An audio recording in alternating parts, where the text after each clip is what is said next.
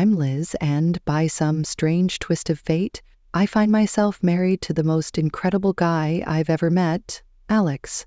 At 28, we're living the life we dreamed of. We've got our own cozy place, we handle our bills, and every corner of our home reflects the life we've built together. It's been a year since we exchanged vows, and truthfully, life has been great. Well, almost. There's just one thorn in our otherwise perfect little garden. Alex's parents. Don't get me wrong, I never envisioned myself as the daughter-in-law extraordinaire, but I also didn't anticipate feeling like the perpetual outsider at every family gathering. From the moment I met them, it was like stepping into a lion's den with a neon easy prey sign around my neck. My mother-in-law, Jane, had this piercing way of looking at me, as if she were determining whether I was more of an inconvenience or just a flat-out mistake. It was unnerving. Before I'd even managed a polite hello, I knew she had measured me up and found me wanting. Alex had warned me about his mom, how she could be tough, sharp, and impossible to impress. But I'd underestimated just how right he was. "She can be a bit much," he said as we drove to their place that first time, "but don't take it to heart, okay?" I didn't. Or at least I tried not to. At dinner, I was passing the salt when Jane said, "You know, Stephanie used to cook such wonderful meals. Remember that risotto, honey?" She said to Alex, who just nodded, his jaw tight. "Yeah, I remember," he replied, not looking at me. I sat there, salt shaker in hand, feeling like I was invisible. They all talked about Stephanie as if I wasn't there. I felt a pang in my chest, but I swallowed it down with a smile. "Sounds like she was a great cook," I said, trying to seem unaffected. Jane's eyes met mine, and she smiled, but it didn't quite reach her eyes. Oh, she was. She was a lot of things. That night, I told Alex how I felt. It's like she's measuring me against some ghost. Alex hugged me close. "You're the one I chose, Liz. That's all that matters." I wanted to believe him, but as I'd learn, Jane had a long game in mind, and I was the pawn she was eager to sacrifice. I just didn't know it yet. Living with an allergy isn't just inconvenient. It's like having a shadow that's constantly whispering danger in your ear. Since I was a kid, peanuts have been my arch nemesis. It started with a spoonful of peanut paste and a trip to the emergency room that left my parents with a crystal clear message: keep her away from peanuts and a whole host of other foods if you want her to grow up. It's not just peanuts, though. Soy, peas, cherries, almonds, tomatoes, apricots, bananas, and even potatoes. They're all off limits. It's a list that makes waiters raise an eyebrow and friends hesitate to invite me over for dinner. It's also a list that my mother-in-law, Jane, knows by heart, yet she somehow manages to question every single time we're over for dinner. "Are you sure you can't even have a little bit of this pie? It's got almond extract," she'd ask, with a tone that hovered between concern and disbelief. I would smile politely, though I'd rather not, and say, "Yeah, I'm sure. Thanks, though." It was the same dance every time. I remember once at a family gathering, I was navigating the buffet, a mental checklist running through my head. Alex was by my side, plate in hand, trying to help me find something safe to eat. That's when Jane swooped in, her voice sickly sweet. "Liz, you must try this casserole." I made sure it was Liz-friendly, she announced, but the glint in her eye didn't match her nurturing words. Alex paused, his fork mid-air. "Mom, you used cream of mushroom soup in this, right?" he asked, knowing full well that many brands included soy, a big no-no for me. Jane's smile faltered for a second. "Oh, I think so. It should be fine." But it wasn't fine, and we both knew it. We made our excuses, me leaving the casserole untouched. But the incident stuck with me. It was a small victory in what felt like an ongoing battle, a battle where Jane held all the cards because she controlled the kitchen. I've learned to navigate this world with careful steps. Eating out is a strategic operation. Alex and I were at our favorite Italian place, a rare find that understood the gravity of food allergies. I'd recited my usual spiel to the waiter, who nodded understandingly. Alex watched me with those soft eyes of his, the ones that said he'd do anything to make my life easier. "You okay?" he asked after the waiter left. "Yeah, I'm fine. I just hate making a fuss," I replied, folding my napkin on my lap. You're not making a fuss. You're making sure you don't, die, he said, half joking, half serious. I laughed, a short, grateful sound. Well, when you put it that way. After dinner, as we walked under the clear night sky, I felt light, happy. That's when my phone buzzed with a text from Jane. Her words were like a cloud over the moon, darkening the moment. Be careful, Liz. Not everyone takes your condition seriously. Wouldn't want anything to happen to you.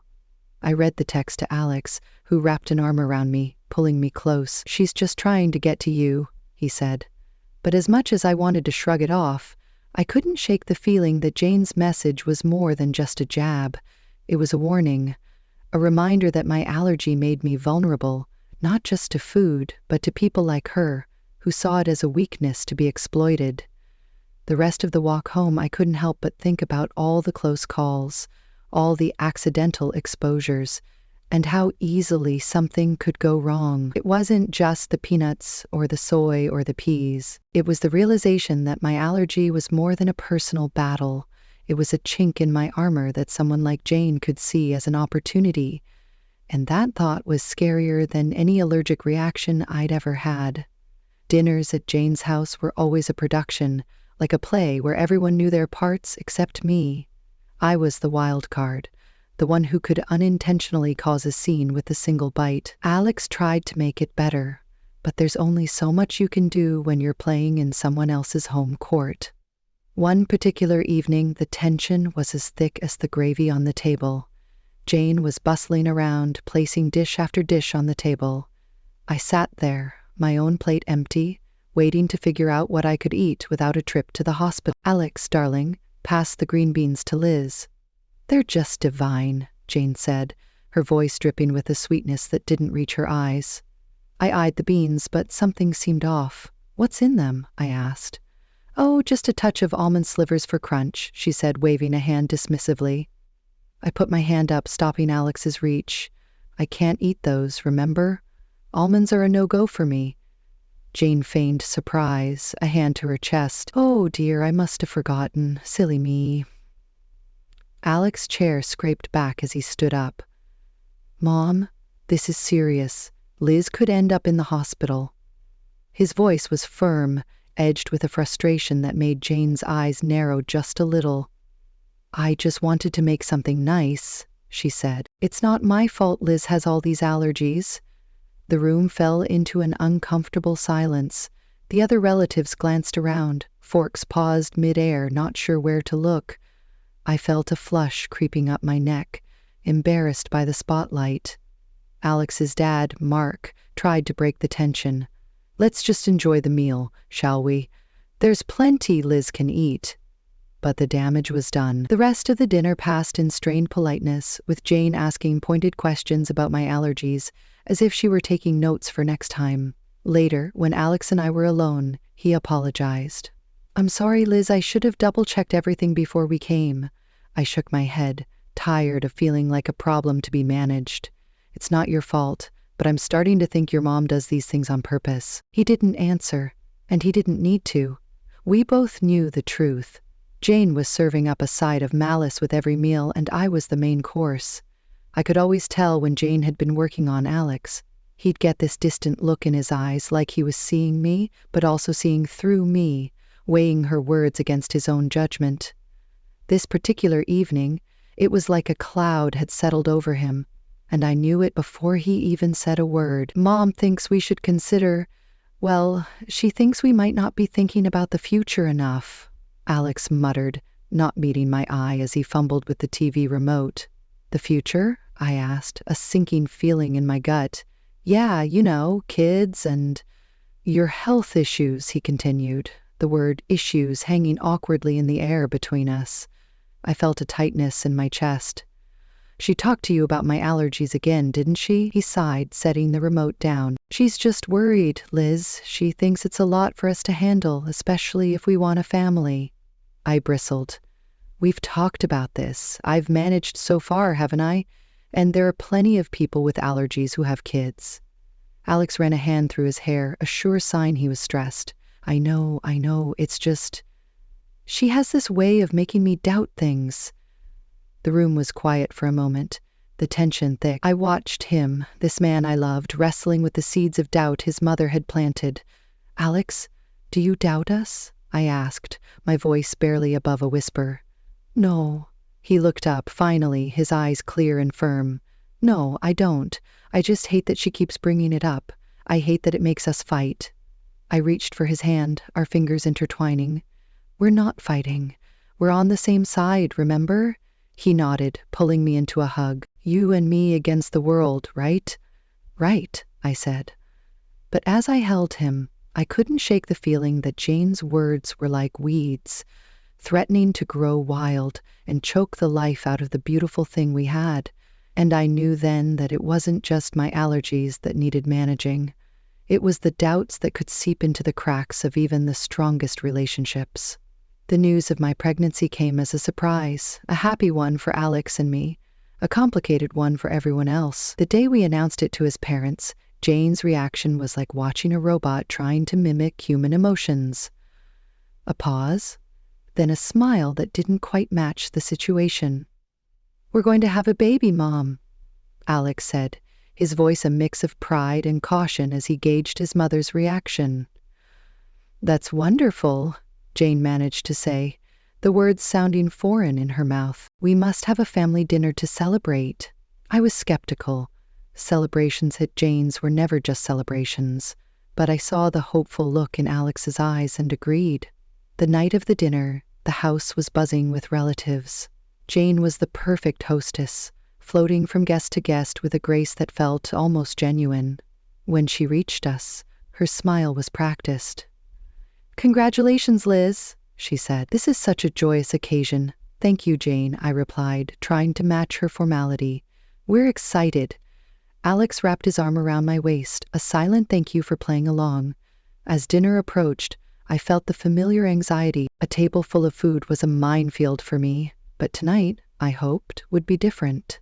The table was a feast, dishes upon dishes laid out, and I felt every eye on me as I hesitated, my hand hovering over the options. "Go on, dear," Jane urged. "Eat up, you're eating for two now." I smiled weakly, choosing the safest options, vegetables and rice, plain and simple. But as I reached for a slice of bread, Jane stopped me. "Actually, maybe not that one," she said quickly. "I'm not sure if the baker used soy flour." I paused, bread in hand, and met her gaze. There was a flicker of something there. Concern? Or was it a challenge? "Thank you for letting me know," I said, putting the bread down. But the warning bells were already ringing in my head. How did she know about the soy flour? It seemed too close a call, too perfect to save. The rest of the meal passed in a blur, congratulations mingling with the clinking of glasses. But I couldn't shake the feeling that Jane's hospitality was a veneer, and beneath it lay a trap, set and waiting for just the right moment. The family dinner, in honor of our future baby, was nothing short of a banquet. Jane had outdone herself, and there was a spread that would make a Thanksgiving dinner look modest. But my stomach was in knots, not from hunger but from fear. Every dish was a potential hazard, a hidden enemy that could send me to the hospital, or worse. As we all took our seats, the chatter around the table was lively, filled with the usual family gossip and stories. Jane was at the head of the table, presiding over the feast like a queen in her court. She called everyone to attention with a gentle tap of her glass. "Before we begin, I just want to say how thrilled we are to be celebrating Liz and Alex's upcoming addition to our family," Jane announced, her voice steady and clear. There was a round of hear, hear, and applause. I forced a smile, feeling Alex squeeze my hand under the table. "Thank you, everyone," I said. "We're really looking forward to this new chapter in our lives." The meal began, and I tentatively picked at my food, choosing the simplest items. Alex watched me, his brow furrowed with concern. "You doing okay?" he asked quietly. "Yeah, just being careful," I replied, pushing a roasted potato around my plate. Jane's eyes were on me, and I felt like a specimen under a microscope.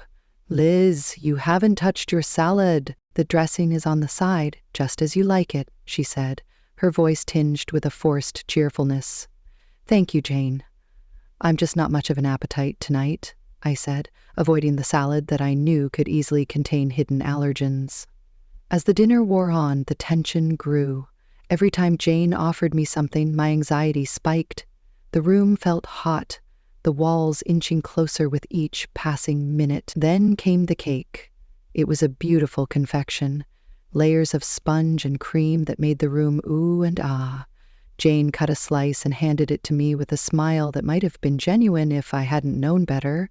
"For the mom-to-be," she said. I looked at the cake, then at Alex, then at Jane. "I really shouldn't," I said, "but it looks delicious." "Oh, come on, Liz, one little bite won't hurt." "For the baby," Jane pressed, her voice sweet as the icing. That's when Alex's dad, Mark, stepped in, his hands swift as he knocked the plate from my hands. The cake tumbled to the floor, and a stunned silence fell over the room. "What the hell, Dad?" Alex exclaimed, his voice a mix of anger and confusion. Mark stood, his face pale, but his voice firm.